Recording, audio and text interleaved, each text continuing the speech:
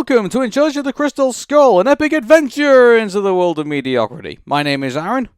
My name is Patricia. And, oh boy, so let's bring everyone up to speed who basically haven't been caught up with this. So, this month, or, the month and a half, I guess we could say at this point, was supposed to be Keanu Reeves Month to celebrate the fact that, the next Matrix, sorry, the next, John Wick. John Wick movie's come out. Yeah, sorry, I didn't say Matrix. Well, the reason I nearly said Matrix is because what we were originally going to do for the finale for Keanu Reeves Month is do a versus between the Matrix Revolutions and the Matrix Resurrected. Though the problem is that the Matrix Resurrections, unfortunately, is a premium rate right now for renting, which we didn't want to pay for. So we had a choice: either we did pay the money, or we watched a movie that we had on streaming for free, which was what we're going to talk about, which is SpongeBob SquarePants Sponge on the Run. And we're now starting to regret that decision, because, good grief, this has to be the worst self-indulgent, money-grabbing thing that we've ever had the misfortune to visit. Yeah. Now here's the thing. Like, we kind of had this assumption that this was going to be this way, because we've heard from a lot of our reviewing colleagues like Saber Spark and various other people that this was just basically like, oh, we're going to have this movie to basically do a preview of what was to come, and that was the Camp Coral TV series. And we were like, okay, well, there have been cases in which like a movie would promote the show, but man, we did not expect this to go as bad as we thought it was gonna be. Okay, it turned out to be worse than we thought. Let's just give the basic story. So basically, it's SpongeBob and Patrick go on an adventure to go save Gary, who has been kidnapped by King Poseidon. Well, first of all, kidnapped by Plankton to go steal the Krabby Patty for again. Again. Yeah, not seen that before. And then, so SpongeBob and Patrick go on another adventure to the lost Atlantic city of Atlantic City. What a terrible pun. And they get into all sorts of crazy hijinks in there. Pretty much typical SpongeBob SquarePants stuff that you've seen since the 90s.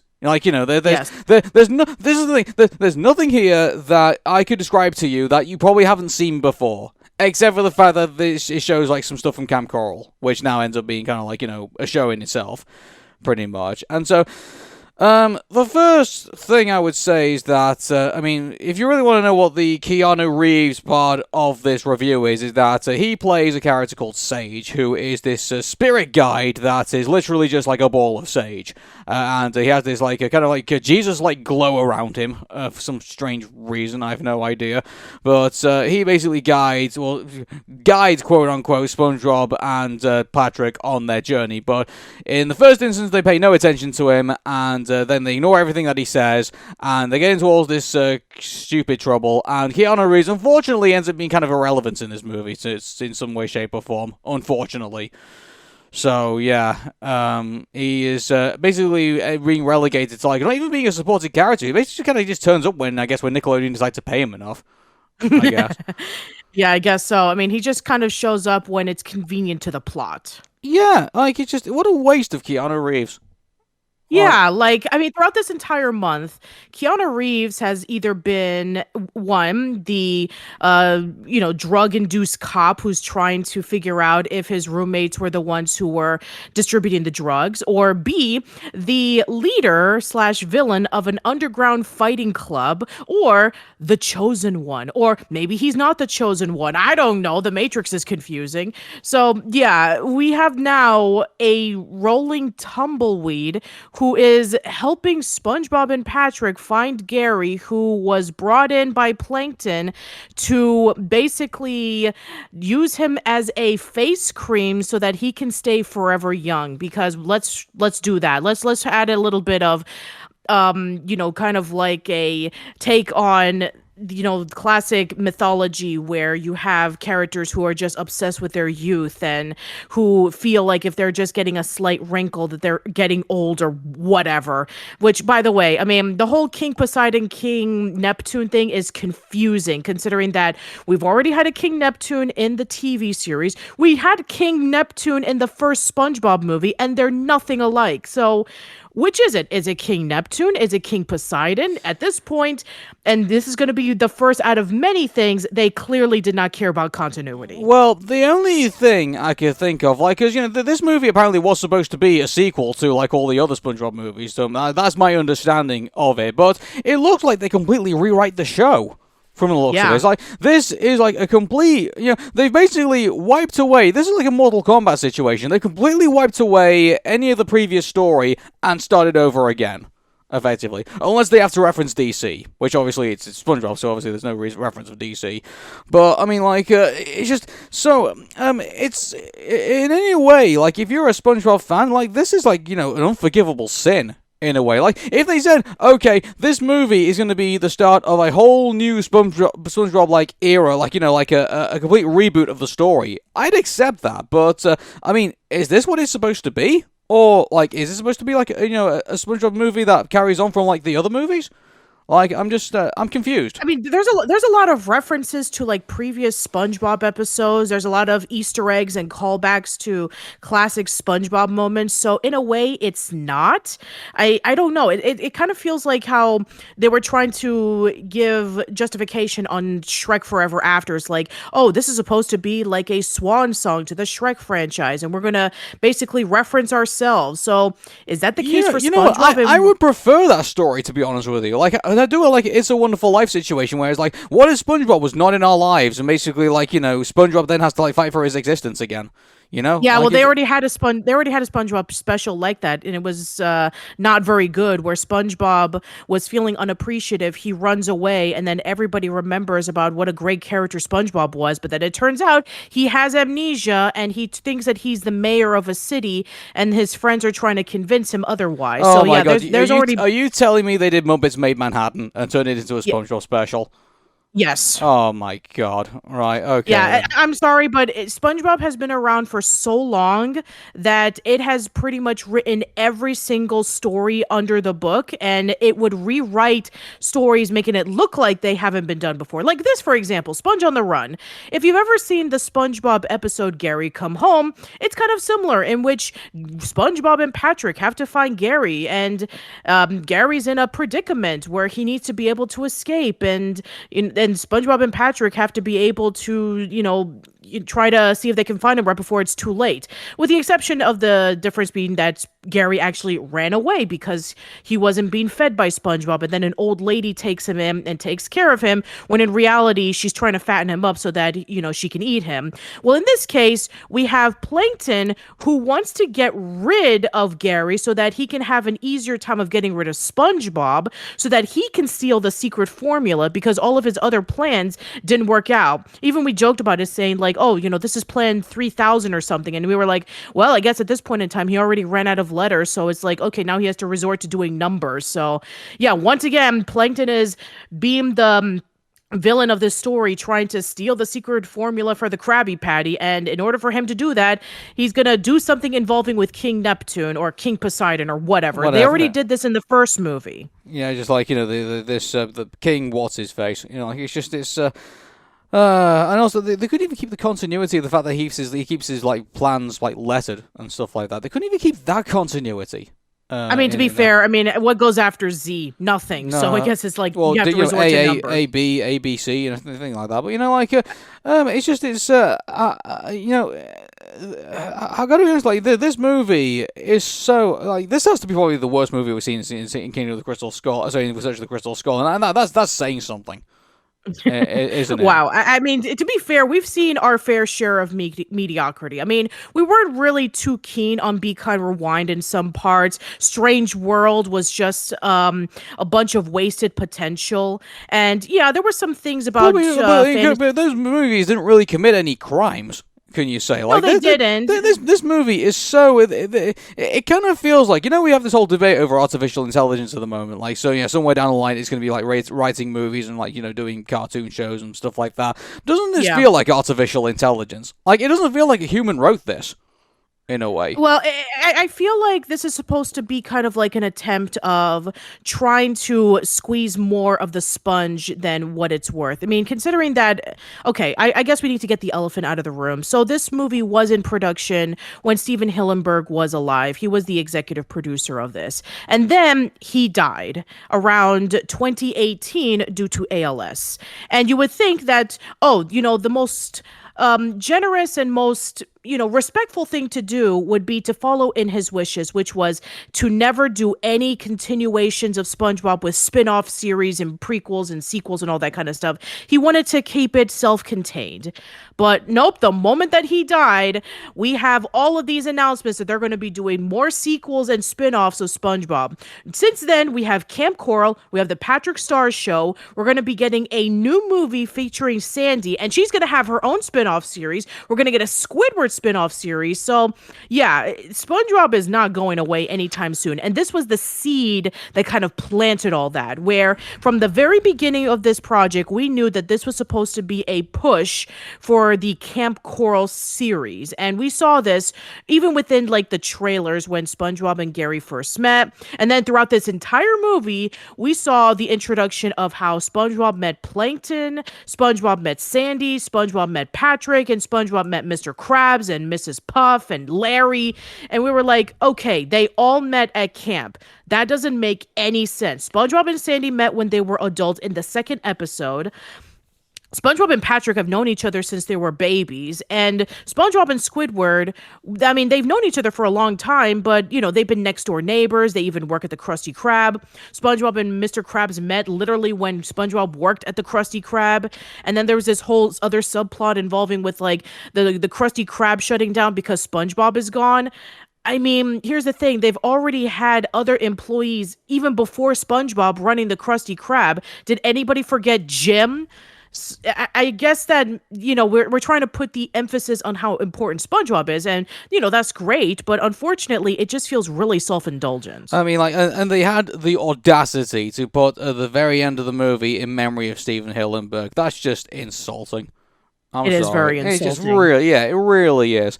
And like, he created such a phenomenon for Nickelodeon. And to be honest with you, if this is how they pay him back for all his hard work and everything that he's put into over these all this time for SpongeBob SquarePants, I think it's just I'm shocked.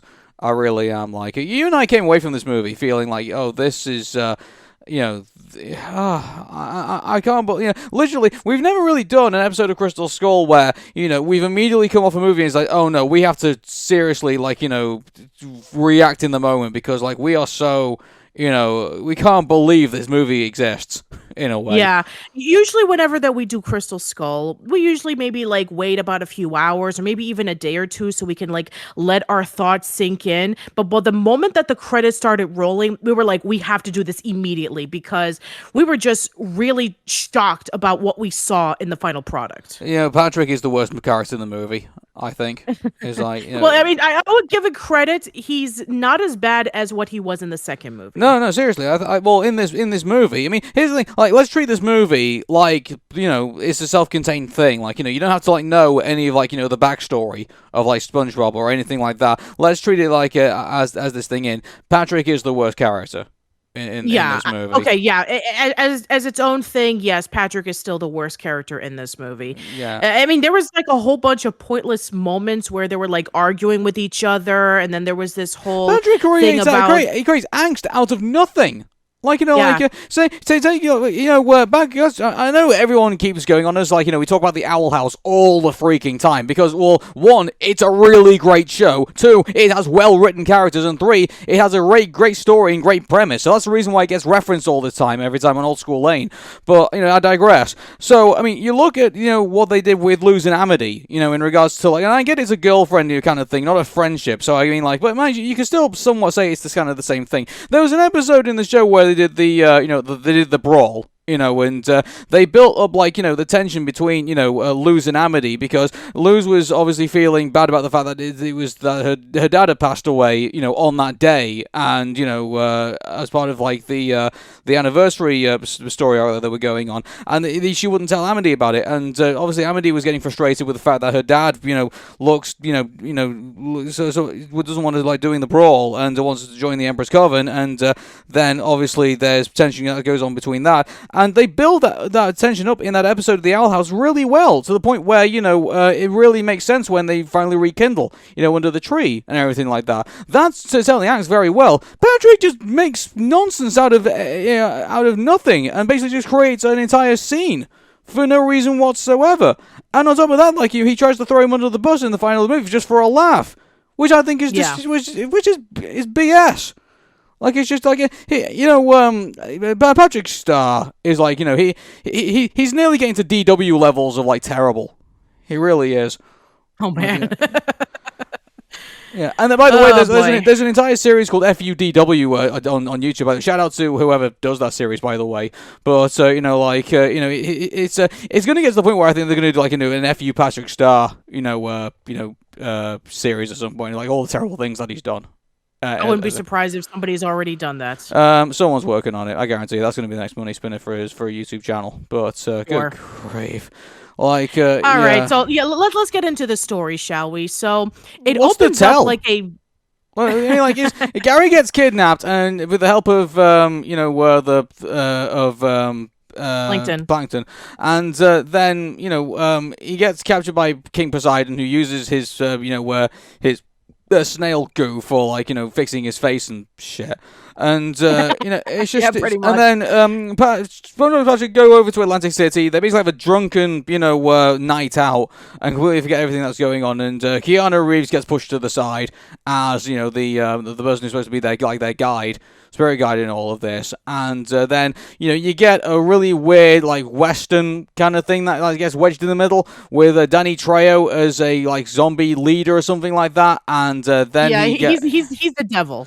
He is essentially the devil. Yeah, and also, he's called El Diablo, which, by the way, most, villains in pretty much nearly every sort of these kind of movies, he gets called El Diablo, so there's no originality there. Also, Danny Trejo dies in this movie, which, doesn't surprise you. Like, Danny Trejo seems to die in every movie that he seems to be in. Like, they couldn't even be original with that. Yeah, and also he dies by sunlight, so what is he? Is he the devil or is he Dracula? Because they're two completely different characters. He's Danny Trejo. He dies in the movie. That's his thing. Sure. Why not? And also Snoop Dogg is in there doing this major. That was so weird, wasn't it?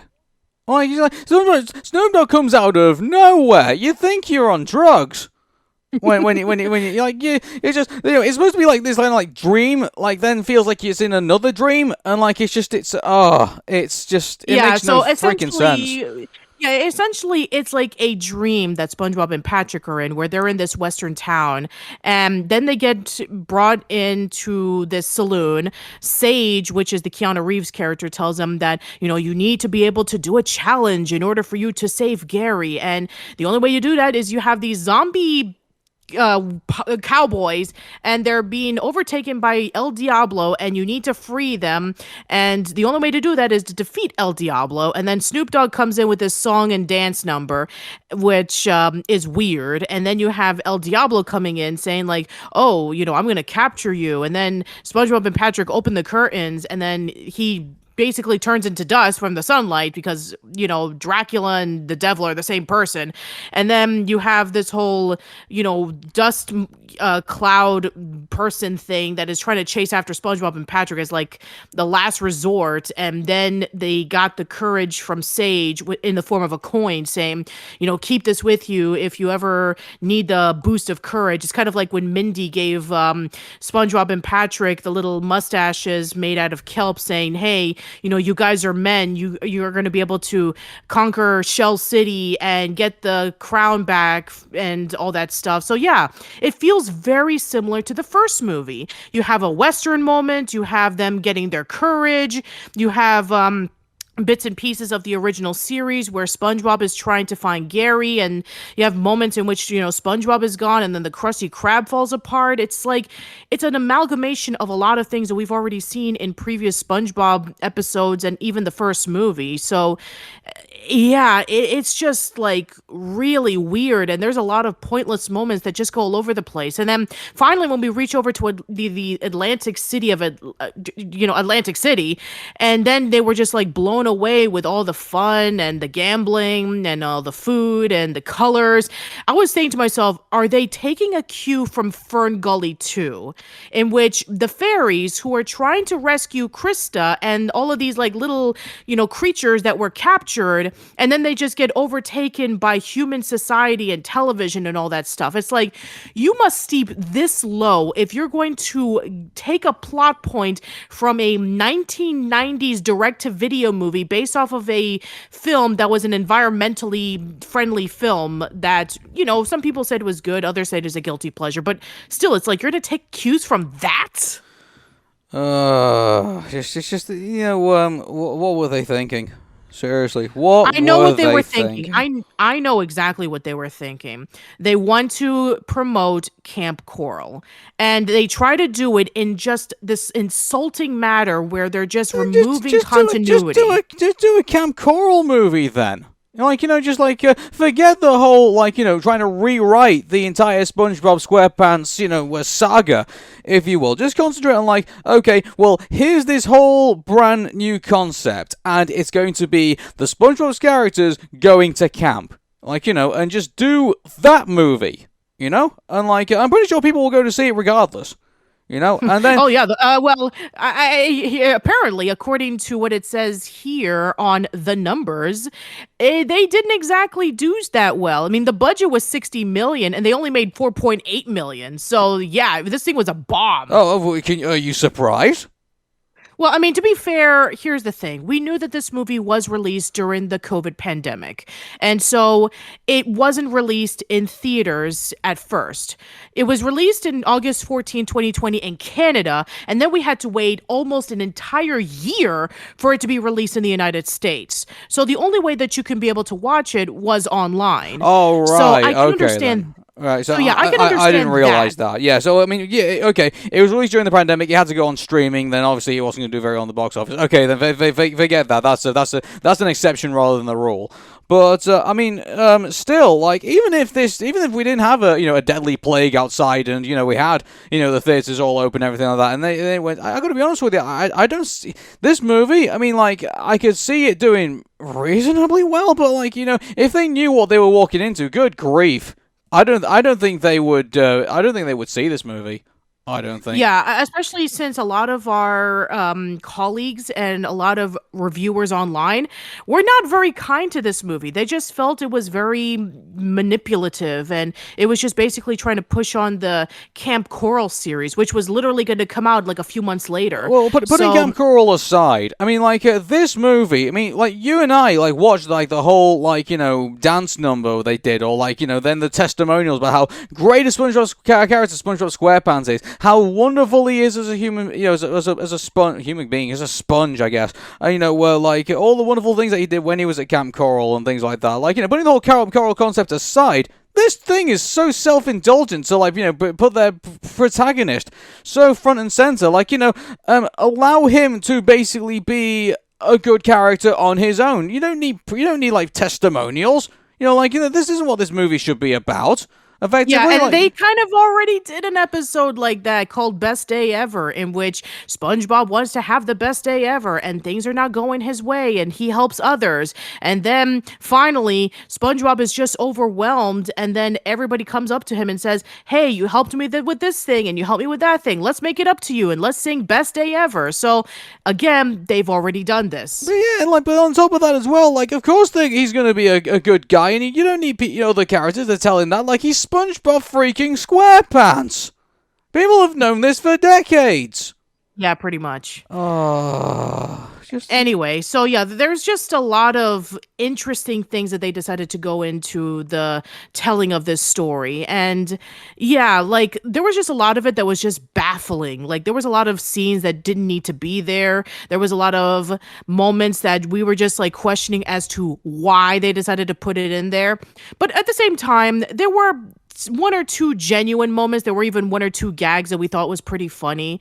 But yeah, it was just like overtaken by everything else. I mean, I thought like when they did like the whole like they're all in the suit like trying to fight like the guards and everything like that, and then they left they left Squidward in there to go like fend for himself. I thought that was sort of kind of funny, but then they ruined it by having him fall out the window, and then they did the whole gag of like oh we'll catch you, then he falls into the ground anyway.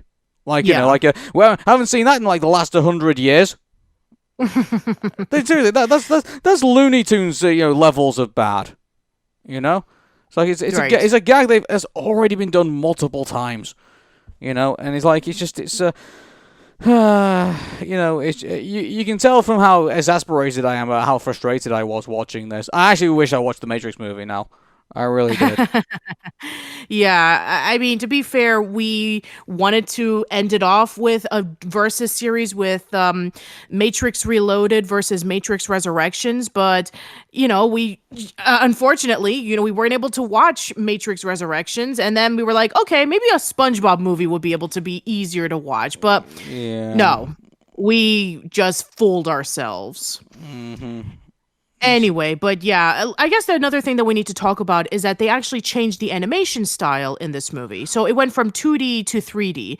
And I would say that it's actually pretty colorful, and I actually like some of the designs of the characters. And I know that it was kind of like a thing that was a bit controversial when they first showed the posters, but I think it was all right. I thought that it was able to definitely bring in SpongeBob into the 21st century. I mean, it was kind of inevitable at this point in which you have that video game rule in the late 90s in which every character has to go from 2D to 3D. And so we knew that SpongeBob was going to go to 3D eventually. And I think it pulled it off pretty okay.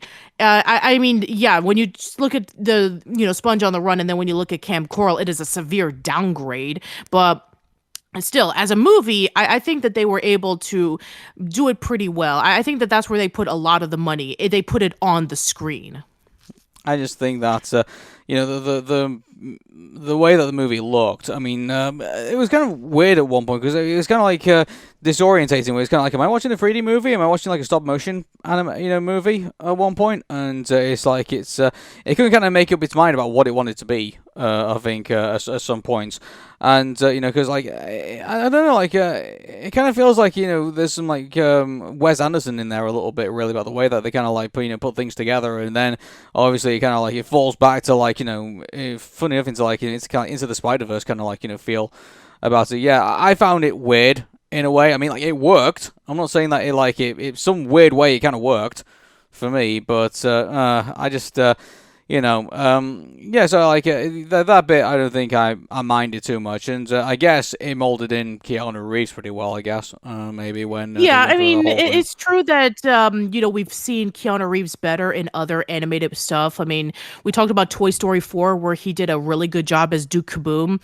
But yeah, as this sage character who's just like saying all of these words of wisdom, I mean, he was all right, but I don't think I could like say, "Oh yeah, this was a great Keanu Reeves performance." Yeah, and also like when he did like my work here is done, it's kind of like they can't afford to pay him anymore, so they just let him roll out of the scene, pretty much. Yeah, exactly. Yeah. So also And the music and the music cues. the music's all over the cues were- place. Yeah, the music is all over the place. Like, I mean, yeah, we didn't really like pay attention too much about like the other songs that were featured in the other SpongeBob movies, but yeah, like this is apparent that they wanted to like put in all of these songs that were like popular 10 or 20 years ago. It's like, why are we putting in Ricky Martin's La Vida Loca in the montage where they're in the casino? I mean, we already had this with Shrek 2, and at least that made sense at the context because one, it came out around the time that song was really popular, and two, they were able to like play around with that scene toward the end of the movie. So yeah, like this whole thing is weird weird. And there was like My Heart Will Go On with Celine Dion that was referenced a few times. Oh, And that's been referenced so many times now, pretty much. yeah. Like it was even in. Do you remember it was in what was the Sacha Baron Cohen movie? Bruno. I think it was Yeah, in. Bruno. Yeah, it was in Yes, it was Bruno. in Bruno, and even that was just like no. Yeah, like I actually wanted to know, like, so actually I will Google it. How many movies? Let's have a look. How many movies has My Heart Will Go On? Sorry, it's how Yeah, many while you search for that, there were some movies? other cues of the music that just were like really weird. My At least Heart with the first SpongeBob movie, they were able to actually write some original Go On. songs for it. And even in the second movie, they were able to write some original songs for it. I mean, sure, a lot of people do remember Ocean Man, and a lot of people remember some other songs that were featured in previous SpongeBob movies. And, this is SpongeBob we're talking about. SpongeBob has a lot of memorable cues and a lot of memorable music that was featured in there. A lot of them were original. Some of them were even written by Tom Kenny himself. So the fact that they had to implement like songs that already existed into a movie and it doesn't fit, that is what really irks me. It's like you couldn't get Tom Kenny to write original songs for this movie, or you couldn't like actually write music that was like exclusive to the movie like you've already done before. It's like, yeah, I don't understand. I really don't. My Heart Will Go On has appeared in Muppets Was Wanted. Okay. That's one other movie, and it's also appeared in the Bruno movie. Also appeared Yep. in various other ones as well. Like it's yeah. Actually, I think he has his own IMDb page. Would you believe? Oh, So of course. Yeah. 1997 new music video. But unfortunately, it doesn't get. I guarantee you that I want somebody to actually make a list of like all the movies that My Heart Will Go On has appeared in, and if someone could make that, then I think we can probably show how overused that theme is. Pretty much at that point. Sure. Yeah. Oh yeah, but yeah, the music is bad. The story is bad, and the characters are bad, and yeah, there's really not much. I mean, it's nice and colorful, but so was those Zelda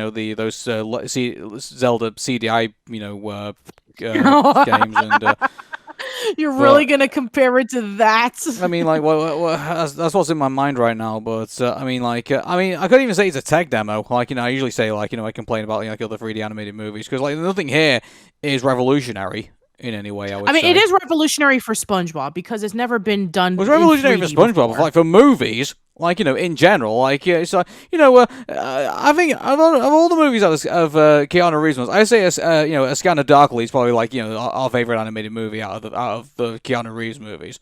I think we Yeah, have to say. I would at least, even though that movie was a bomb, that movie was very ambitious. It was able to take a Philip K. Dick novel about what happens when the world has lost its war on drugs, and is able to give it this really unique animation that we rarely have ever seen before. And also the fact that it was a Philip K. Dick novel, it was able to treat its audience very seriously with its story about what happens when you're an undercover cop and you yourself get lost to drugs. At least that was ambitious, it was creative, and we praised it for that. This, on the other hand, yes, and in terms of like the 3D animation, it is ambitious for SpongeBob, but 3D animation has already become pretty common at this point in time. It's nothing really that special. Yeah, that's exactly like like there's other movies, so there's other studios out there that are pretty much leaving Nickelodeon. And there's also like keep this in mind, like Rango is also still holds up to this day. Pretty much in regards to its animation, and dare I say, I prefer Rango to this movie in regards to its animation. Yeah, and even Tintin was able to take the 3D animation in a completely different direction. Like, we never seen Tintin done in 3D, and even that was very ambitious. Yeah, exactly. So unfortunately, there's other examples of Nickelodeon movies out there. Unfortunately, that'd be more ambitious than this. So yeah. Oh boy. Okay, I think we've kind of talked this out now. I think at this point. Yeah, we need to rank it.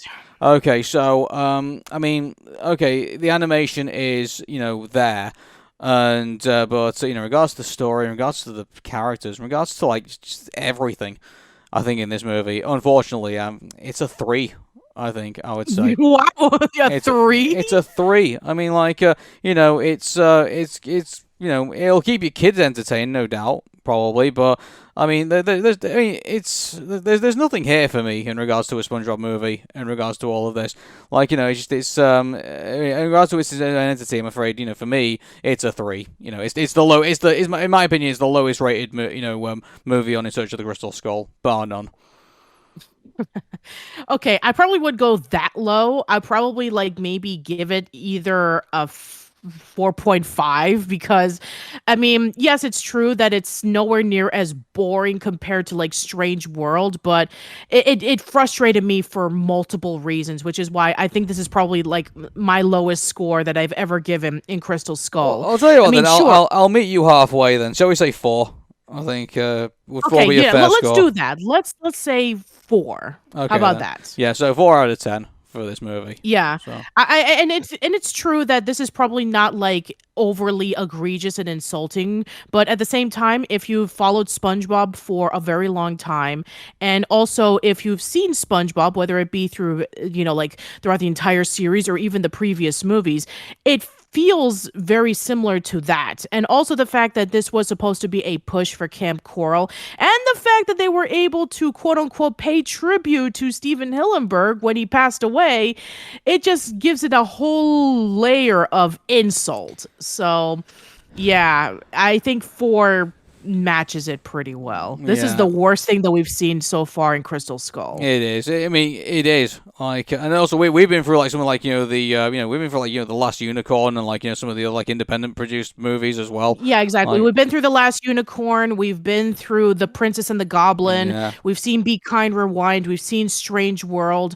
I mean, we've seen our fair share of movies that we were okay, that wasn't that great, but at least they were sort of ambitious. At least they were trying to do something a little bit differently. At least they were trying to follow in the original source material of the story. But this is a completely different situation. The one thing I'll say about Strange World, when you're going back to that, is that at least they didn't take the main character and hold him up on a pedestal and just say how great he was or anything like that. At least they didn't go that far with what was going on, or but the way that they make Strange World stand out. It's there's some really bad and egregious things in it, in one way, shape, or way, or form. But no, it ends up being very average. Strange World. SpongeBob is not Strange World by any stretch of the imagination. I think it's worse. Yeah. Well, here's the thing. Strange World was one attempt. This is the 3rd SpongeBob movie, and SpongeBob is still continuing with at least maybe 13 seasons. So at least with Strange World, it's one attempt. I doubt that we're going to get sequels or even an animated series on Strange World. It's a one and done deal. Disney knows that they failed at this. Well, with SpongeBob, here's the thing. Even though that this movie was a failure in the box office, and we know it was during the COVID pandemic, we get it. But even then, a lot of the people that we know didn't like this movie very much. However, and I'm going to say this, however, they have not stopped with SpongeBob. They're going to continue on this cash cow. Camp Coral is still going on. The Patrick Star Show is still going on. They're greenlighting another season of SpongeBob, and even to this point, the 4th SpongeBob SquarePants movie is going to be coming out in 2025. It's called the SpongeBob Movie Search for SquarePants. So, yeah, they're still going on with this franchise. It's not going to stop. It needs a whole new fresh coat of paint, really. It needs a new writer. It really does. It's just whoever. Yeah, exactly. Like what happened with The Simpsons, for example, where people are starting to praise The Simpsons again in its later seasons. And the reason why is because they actually brought in a new showrunner and they have fresh writers to come in and bring some new life into these characters. They definitely need this for SpongeBob. Oh, yeah, they definitely. Well, this movie, effectively. The SpongeBob SquarePants series, episodes, obviously they're getting a bit better now from what I understand from people who watch. Keep this in mind. I've not watched SpongeBob SquarePants in years, in regards to that. So I am familiar with, the concept of SpongeBob SquarePants, but, any, the modern, storylines or, any of the modern, things that they put in recently, I'm not familiar with. I know Patrick's basically becoming, a worse character as those things come along. I'm aware of that, too, from other people who told me. But, in regards to, where... in regards to SpongeBob SquarePants movies, they need someone else to come in and basically put some new ideas in, because right now with the ideas that they got right now, they're not good. That's all I can say. Yeah, and they really need to pick themselves up because if not, then SpongeBob is going to go and then Nickelodeon will have nothing to hold itself in because I mean, the Loud House, even though it's been running for 7 years, a lot of people are starting to get tired of it because it's been running over and over and over and over again. We already had the Casa Grandes and that's over. We're going to have the Loud House live action series and it's already greenlit for its second season. But from what I've heard online, they're taking the Loud House away from like its main lineup of shows and they're replacing it with other stuff. So it's like, okay, if you're not going to have the Loud House anymore and you're not going to have SpongeBob anymore, there's nothing that's going to be holding, people to watching it. But I know that as long as Nickelodeon makes money off of it. As of this podcast, the Rugrats reboot is no longer airing on the main Nickelodeon channel. That's right. Yeah. We just saw that news where they were saying that they're going to remove it from the main channel and they're going to still keep it Paramount Plus exclusive. So it's like, yeah, they are riding a lot on nostalgia from their viewers. And if nobody's going to come back to it, then Nickelodeon's in severe trouble.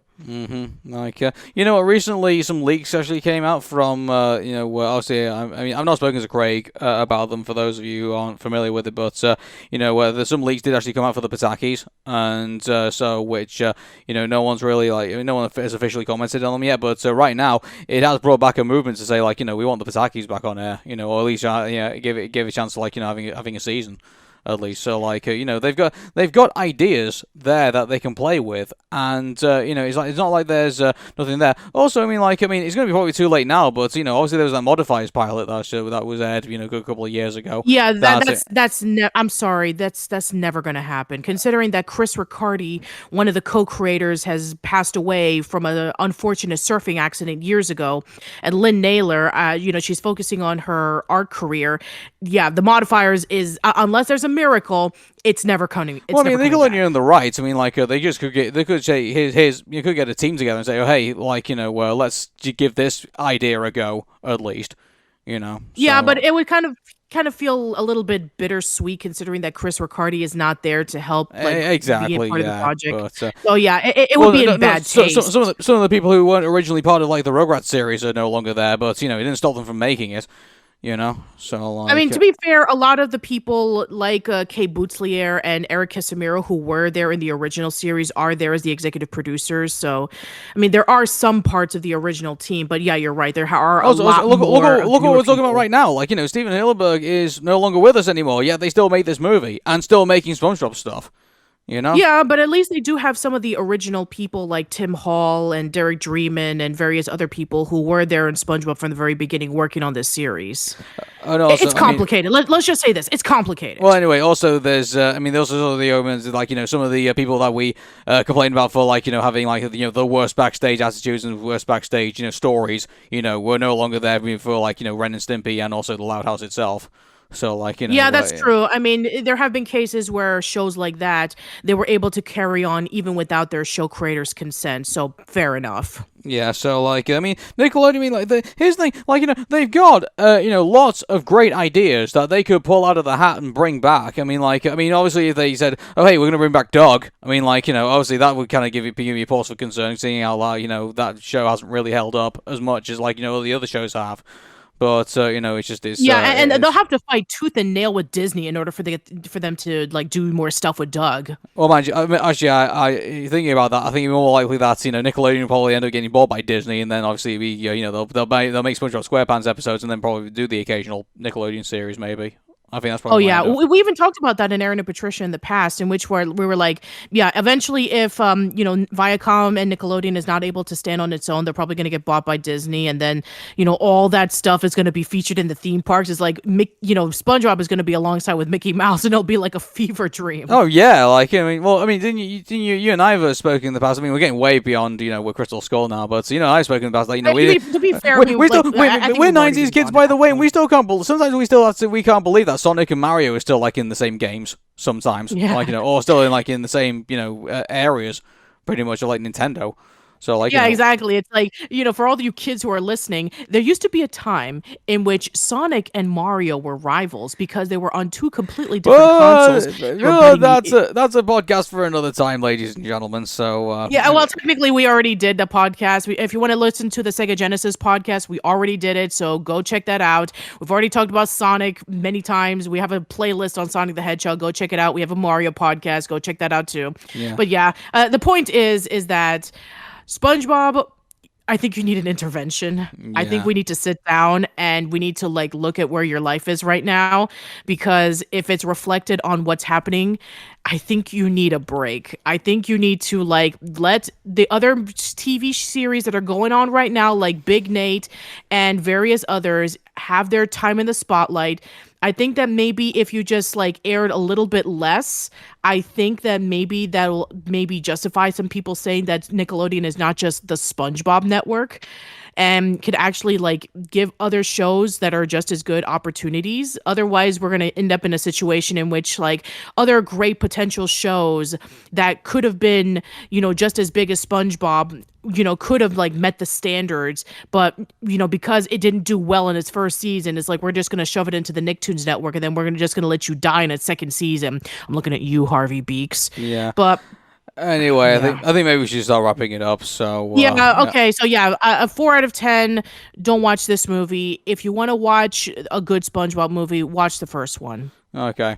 Anyway, that's it for now for In Search of the Crystal Skull. We will be moving on with a new podcast series coming up soon. We'll make some more announcements about that. But until then, take care and bye for now. See you later.